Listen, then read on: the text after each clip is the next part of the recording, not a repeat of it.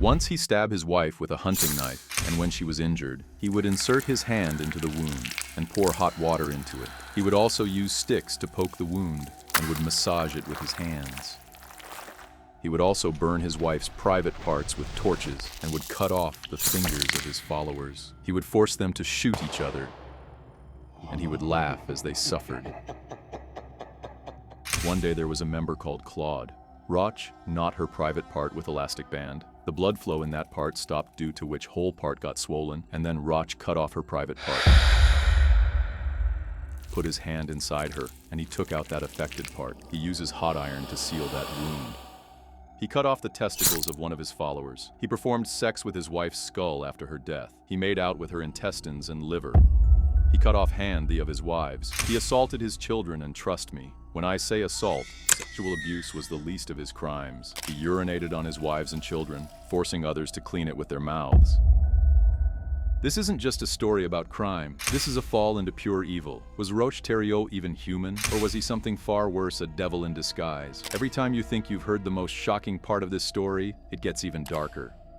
This is the most horrifying story you will ever hear, and it's all true. Roch was a smart and intelligent person from childhood, and he had studied up to the 7th grade. But due to financial problems and personal issues, he dropped out of school. When he turned 20, he married a woman named Françoise Grenier, and they had 2 kids, Roch Jr. and Françoise. A few years into the marriage, Roch was diagnosed with ulcers, and during his treatment, he became irritable and aggressive. After undergoing surgery for his ulcers, things went wrong due to the surgeon's mistakes. This led to more treatments and a long recovery period. During this time, Roch was on heavy medication and had to take many tests. It was then that Roch became fascinated with surgery and medicine. He also started seeing another woman, Giselle, and often traveled to Quebec City to be with her. He was cheating on Françoise and eventually left his job, and he got divorced. After this, Roch focused on his relationship with Giselle. He joined the Seventh-day Adventist Church and started a group for young women who met at Giselle's home. In 1977, at an Adventist retreat, Roch met 2 more women who joined his growing group. Roch claimed that during the retreat, he had a vision on a mountain where he saw a bright light and heard the voice of God. He believed this made him a messenger, using it to manipulate his followers into thinking he was special. His charm was so strong that he convinced people to sell their assets and give him the money to support his clinic. He promised them it would promote healthy living and help people quit smoking. But it was really just a cover for his own greed. One devoted woman even put her child in foster care, thinking Roch's clinic was more important. This illustrates the extent of Roch's manipulation and his ability to control others. The clinic was meant to promote healthy living, but in reality, it was a place for Roch to manipulate and control others.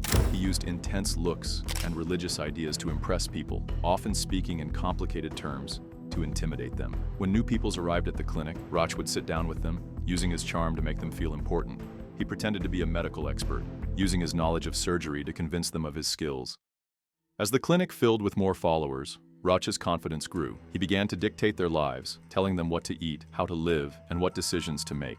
The women in the group were especially devoted to Roch, and they would do anything to get his attention. But Giselle was not happy with the way things were going. She felt that Roch was giving too much attention to the other women in the group, and she wanted him to focus on her. So she suggested that they get married, and Roch agreed. After their wedding, Giselle thought things would change, but Roch remained the same. He continued to flirt with the other women, leaving Giselle feeling humiliated. One day, a desperate man arrived at the clinic with his wife, who was battling leukemia.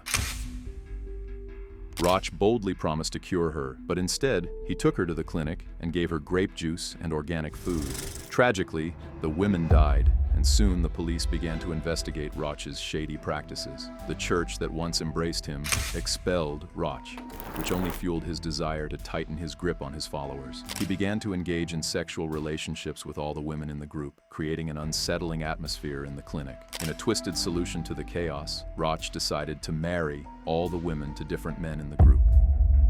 These sham marriages were nothing more than a method for him to maintain control. Giselle felt trapped, realizing her marriage to Roch was far from what she had envisioned. When Giselle became pregnant with Roch's child, her frustration grew. She felt neglected and reduced to just one of many women in Roch's chaotic world.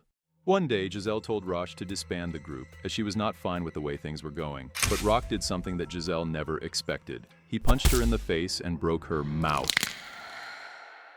Then he locked her in a room for 2 days without food or water. With the churches cutting ties and police investigations closing in, Roch made a desperate decision. He shut down the clinic and gathered his followers to move to a new location. In 1978, he claimed to have had a vision that the world would end in 1979, and they should prepare for it. Blinded by his manipulation, his followers believed every word he spoke. They moved to a mountain and began building a settlement. Roch would often visit them and laugh at how they were working like ants. Then the group was named Ant Hill Kids.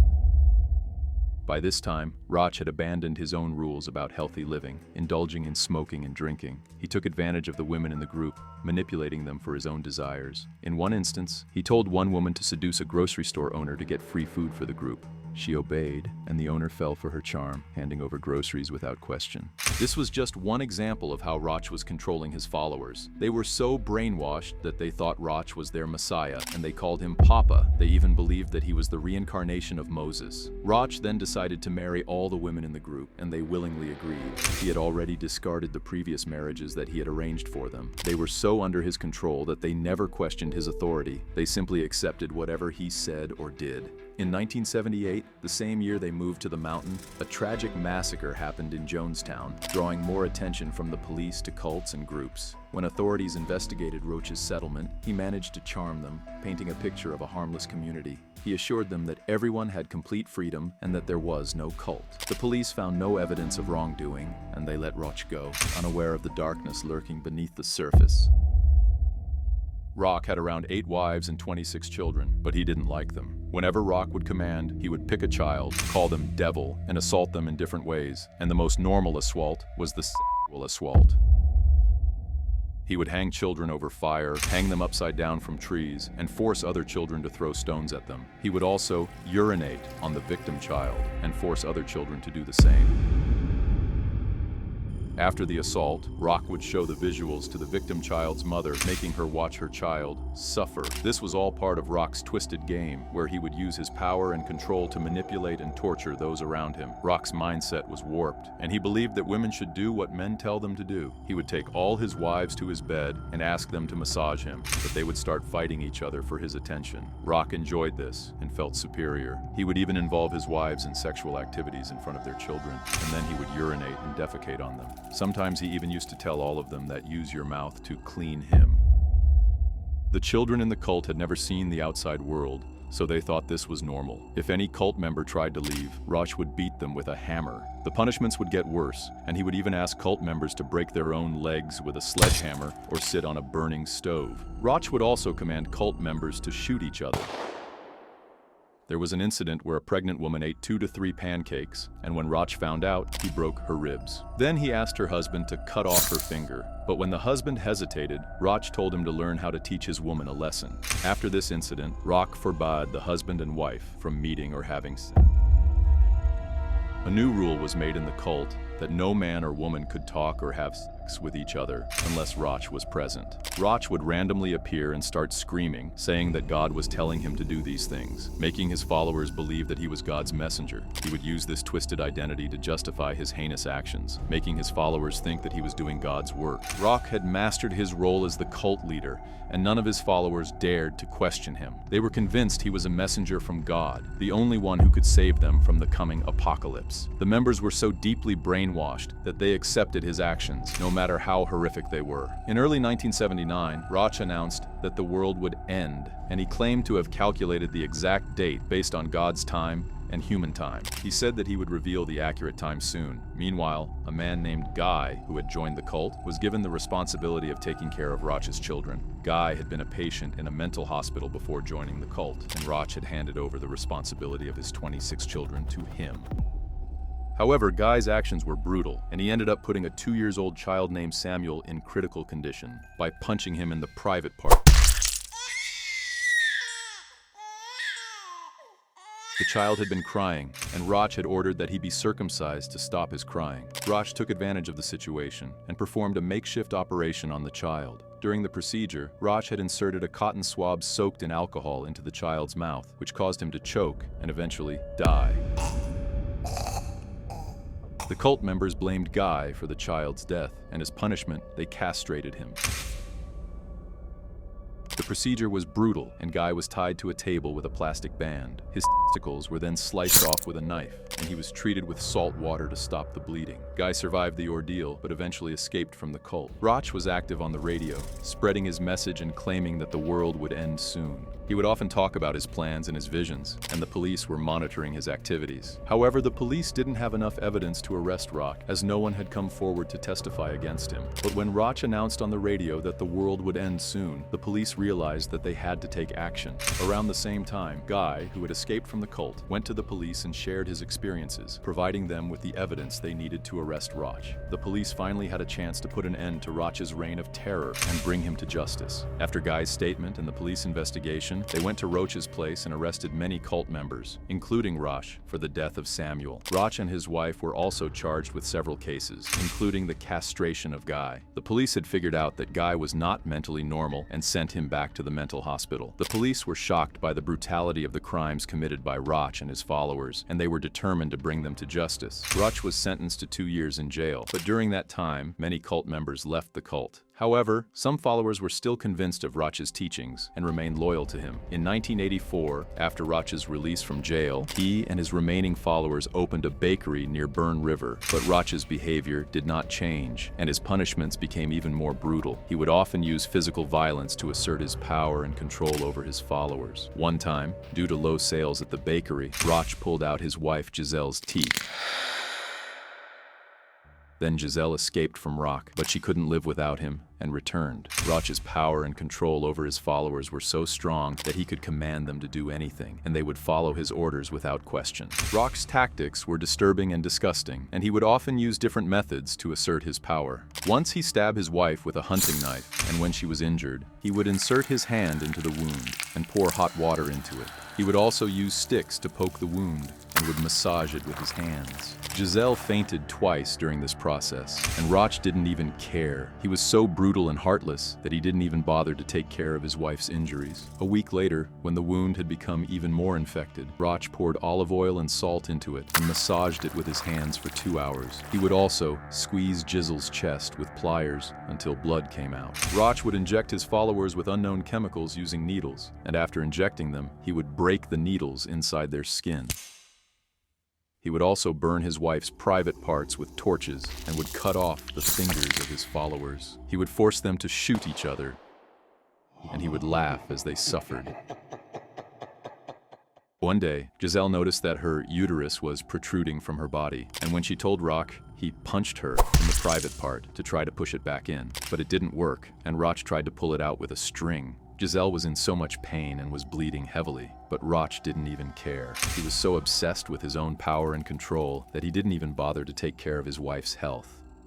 The women in the cult were so brainwashed that they would leave their small children outside in freezing temperatures, hoping that they would die rather than face the abuse and torture that Roch inflicted on them. These mothers thought that death by freezing was a better fate for their children than the assault they would face from Roch. It's shocking to think that these women were so traumatized that they couldn't even imagine a life outside of the cult. One day, a woman finally gathered the courage to speak out against Roch and said that she couldn't take it anymore. She told Roch that she wanted to leave the cult, but Roch demanded that she leave her 8-year-old daughter behind. Roch wanted to marry the young girl, and the mother was horrified.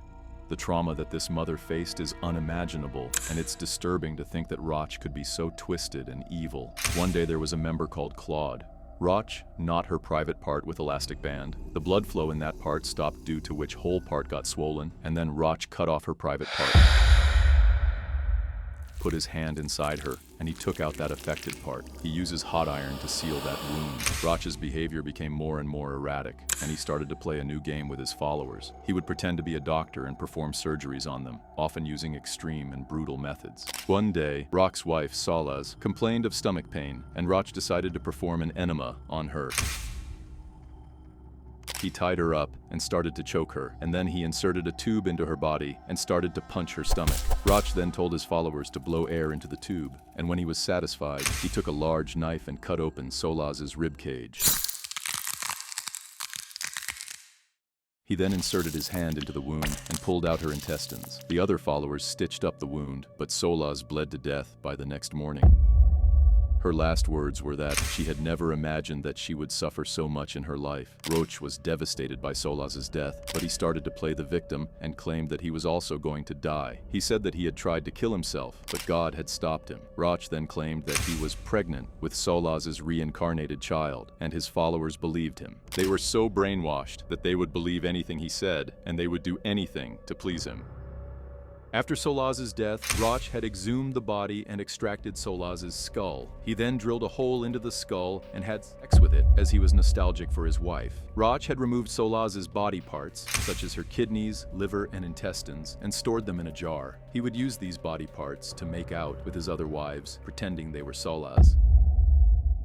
One day, Roch called Gabriel to the dining table and asked her to put her hand on the table. He then took a knife and cut her hand, and Gabriel was stuck to the table through the knife. Her blood kept flowing for 45 minutes, and Roch just sat there, drinking and watching her. As Gabriel lay there, she was in immense pain and was screaming, but Roch just sat there, enjoying his drink. He was completely devoid of any emotions, and it was as if he wasn't even human. After 45 minutes, Roch noticed that Gabriel's hand had turned blue, and he decided it was time for another operation. He took another knife and tried to cut off her hand, but the knife was too dull. Roch then asked his other wives to break Gabriel's bones, but they couldn't. One of Roch's wives brought a meat cleaver, and Roch used it to cut off Gabriel's hand completely. The sound of the cleaver cutting through Gabriel's bones was like a nightmare come true. Gabriel's hand was completely severed, and she was left to bleed profusely. Gabriel later said that when all this was happening, she could literally see God, but when she looked at Roch, she realized he was the devil. Gabriel survived and escaped, and she went to a women's shelter. However, Roch found her and told her that he had changed and would never do such things again. Gabriel was manipulated into believing that Roch had changed, despite him having cut off her hand. When Gabriel returned to Roch, he noticed that her wound had become infected, and he started to cut out the infected tissue with a knife. He then took a cleaver and cut off her breast. After this incident, Gabriel escaped and ran into the jungles, where she was finally able to find some peace. Gabriel hid in the jungles for 2 days, and during that time, she was unconscious. When she regained consciousness, she found that her wound had become infested with insects, and they had started laying eggs inside her wound. The insects had made themselves at home in Gabriel's wound, and it was a horrific sight to behold. When Gabriel reached the hospital, the doctors were shocked to see her condition, and they kept asking her how this had happened. However, Gabriel tried to protect Roch and made up stories to avoid telling the truth. The doctors were confused and couldn't understand how Gabriel's wound had become so infested. They treated her, but Gabriel still didn't reveal the truth about Roch. It was only when the police arrived that Gabriel finally told them everything that had happened to her in the cult and how Roch had tortured her. The police were shocked and decided to arrest Roch. They were determined to bring him to justice and make him pay for his crimes. However, when the police reached the cult's camp, they found that everyone had escaped, and it took them 6 weeks to finally arrest Roch. Roch was charged with Solaz's second-degree murder, and he admitted to the crime. He was sentenced to life imprisonment, and the police were relieved that they had finally brought him to justice. Roch's arrest was a major breakthrough in the case, and it brought closure to the families of the victims. Even after Roch was locked away, many of the women from the cult still flocked to see him in prison. Some even managed to have private visits with him. Still ensnared by his twisted charm, they seemed blind to the horrors he had committed. During his time behind bars, Roch fathered 4 children, a chilling thought given the monstrous acts he had carried out.